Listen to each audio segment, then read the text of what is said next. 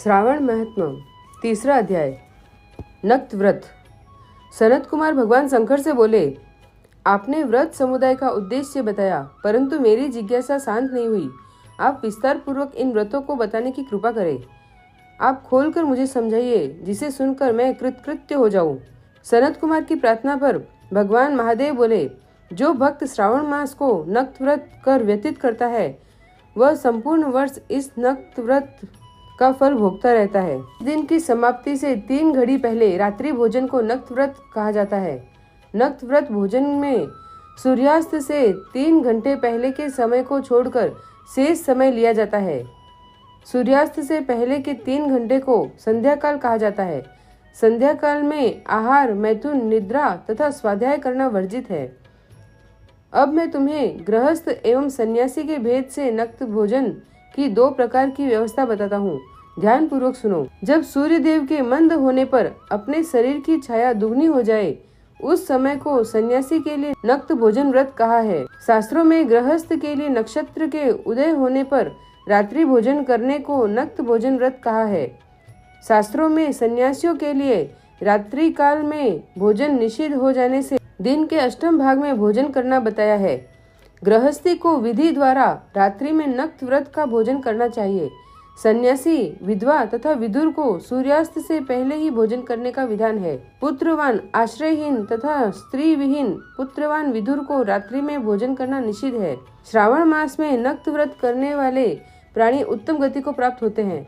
श्रावण मास के प्रारंभ होने पर प्रतिपदा तिथि में प्रातः काल मनुष्य यह प्रतिज्ञा करे कि मैं पूरे श्रावण मास में ब्रह्मचर्य का पालन करूंगा तथा प्रतिदिन प्रातः स्नान करूंगा। नक्त व्रत रात्रि शयन तथा अन्य प्राणियों पर दया भाव रखूंगा। वह यह भी संकल्प करे कि यदि मैं इस व्रत के प्रारंभ होने के बाद और इस व्रत के समाप्ति से पूर्व मर जाऊं, तो हे भगवान, उस स्थिति में आपके प्रसाद से मेरा व्रत परिपूर्ण हो जाए। नक्त व्रत करता हुआ प्राणी मुझे अति प्रिय हो जाता है। ब्राह्मण द्वारा या स्वयं रुद्र का 1 मास तक जो अभिषेक करता है, उस पर मेरी सदैव कृपा दृष्टि रहती है, क्योंकि मुझे जलधारा अति प्रिय है। श्रावण मास में जो प्राणी अधिक स्वादिष्ट भोजन या उपयोगी वस्तु ब्राह्मण को देता है, वह मुझे बहुत प्रिय है। हे सनत कुमार, अब मुझसे उत्तम लक्ष्य पूजा विधि को ध्यान पूर्वक सुनो। लक्ष्मी की इच्छा प्राप्ति वाला मनुष्य बिल्व पत्रों से, शांति की कामना करने वाला मनुष्य ध्रुवाओं से तथा आयु की इच्छा वाला मनुष्य चंपा के फूलों से भगवान श्री हरि की पूजा अर्चना करे। विद्या की इच्छा रखने वाला व्यक्ति मल्लिका तथा चमेली के फूलों से पूजा अर्चना करे।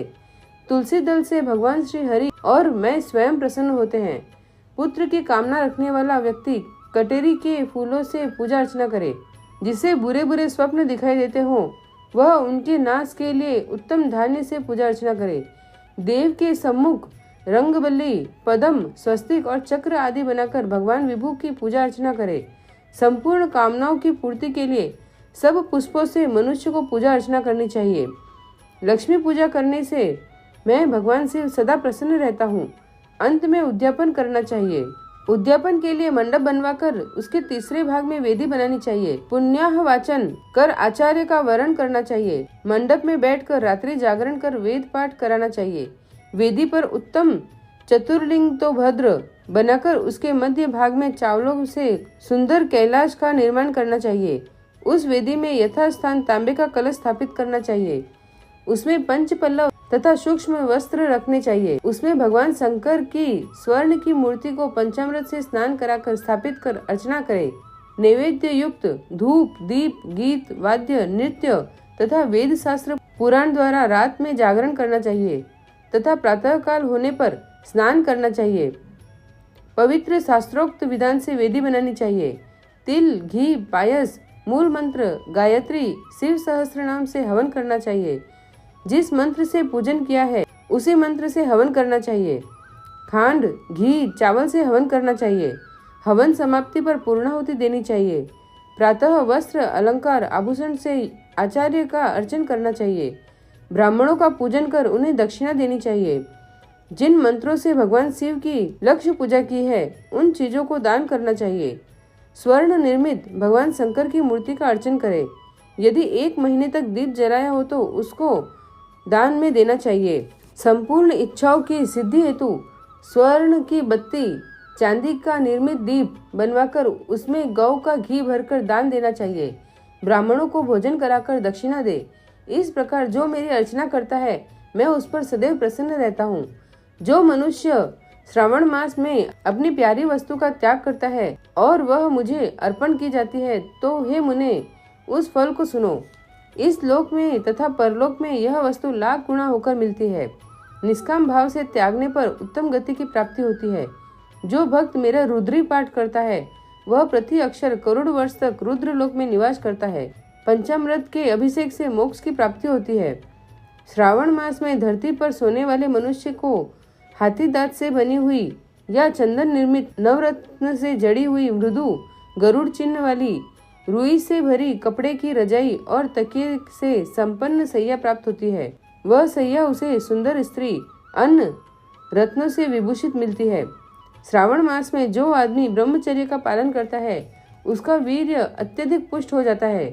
तेजस्विता, बल, शरीर, दृढ़ता और धर्म कार्य में समस्त उपकारी चीजें उसे मिल जाती हैं। जो आदमी इस मास में मौन व्रत धारण करता है वह श्रेष्ठ वक्ता हो जाता है। मौन व्रत दिन या रात या भोजन के समय रखा जा सकता है। मौन व्रत में यदि मनुष्य घंटा या पुस्तकें दान करता है तो उसको सब शास्त्रों की जानकारी स्वयं प्राप्त हो जाती है। वह मौन व्रत के प्रभाव से बृहस्पति के समान बुद्धि वाला बन जाता है। मौन व्रत करने वाले मनुष्य की किसी से कलह नहीं होती। बोलो श्रावण मास महात्म्य के तीसरे अध्याय की जय। श्री राधे कृष्ण।